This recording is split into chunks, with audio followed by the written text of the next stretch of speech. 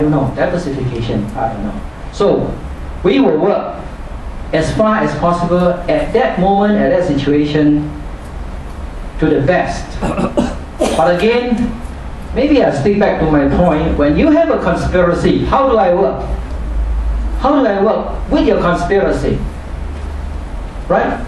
So, in my own thinking, I would say, and in fact, in the year of 1997, when single constituency, say from 85 to 1988, reduced to half, 40, to 1997, 9, I have a proposal to all the political parties. We had a meeting, all right, to say, look, gentlemen, it's very hard to fight against this conspiracy.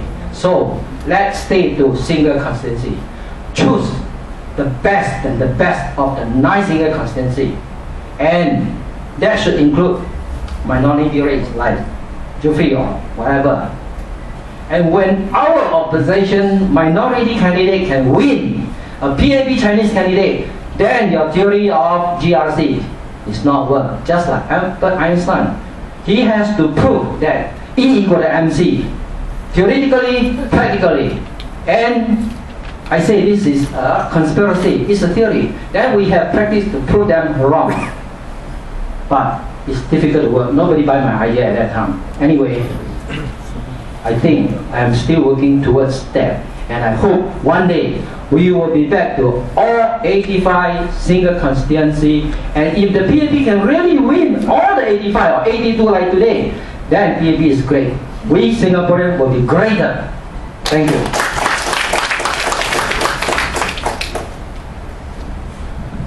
Hi, to respond to Mr. Ramli about how to get alternative information to the people.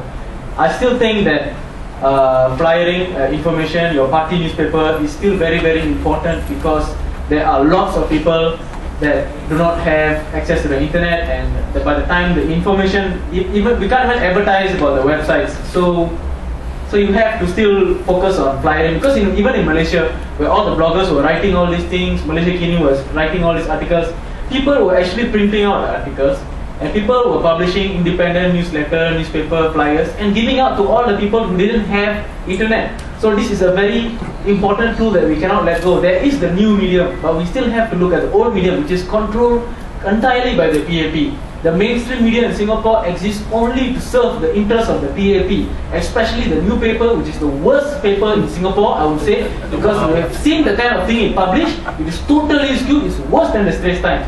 So we still have to depend on old mediums, and do not ignore going door to door and telling people this is the truth. Do not believe everything that you read in the mainstream press. Yeah, that's one of my suggestions regarding your question. Yeah, I'll keep my comments into 1 minute. I agree with Mr. Singham that the new paper is the worst publication in Singapore, because there was one time the new paper violated my friend's privacy by publishing her online moniker in one of her editorials. I think that was totally absurd. So Singham is correct to say new paper is the worst. Okay, about civil society. Civil society has been depoliticized over these years. And not just civil society, student unions have been depoliticized. There's a fear of politics in Singapore. I think Dr. Wong has written an article on this fear of politics. So what we must do is to get people not scared of politics again, to make people understand politics is as natural as the sun and the air, and to get people to come together to talk about politics. So I mentioned about forming your own groups, your interest groups. If you're interested in teaching, form interest groups. If you're interested in addressing reforms of, let's say, the CPF, form that interest group. So come together and divest yourself the notion that politics is a taboo subject. In response to Ramli, if you want to find out more, the best information you can get is from experience. My advice to you would be to invite you to take part in activities. Once you get in touch with what other activities are doing, You get to learn what actually goes on when you step into the activism front, the political front. The amount of knowledge that you will get would be absorbed very quickly by you, because you actually see how it actually works out and how it pans out.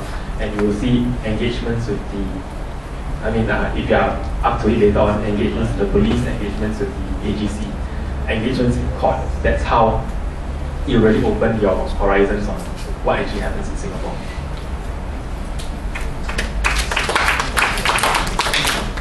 Mr. Ramli has asked how do we feed you with information so that you know more about politics. Maybe as old as I should start going around again below the blocks and talk to youngsters who play guitar. Must educate them on why it's bad to have a PEP monopoly. Start talking to them, maybe, and then tell them how the PEP has controlled everything. They ask the NTUC to control business. The NTUC goes into business, even in the business of business that will not die unless people stop dying. You know what kind of business that is? Even that business they go in. So it's total control. So maybe we can give you more information about such things. That's how we can get worked up. Because we need a lot of supporters like you, put up the flags, put up the banners during elections. Hell of a massive job. So maybe I should talk to some of my friends like Sheila, this young man, come with me, go around the blocks and see when you all play guitar, come and talk to you. Thank you. Very quickly to the ordinary citizen who spoke about multi-party system. In fact, we go back into history. In 1959, when PAP came to power, the election saw close to 6 to 7 opposition parties contesting. There were 7, I remember, 7 corner contests in one of the constituencies. So it was the multi-party system that worked.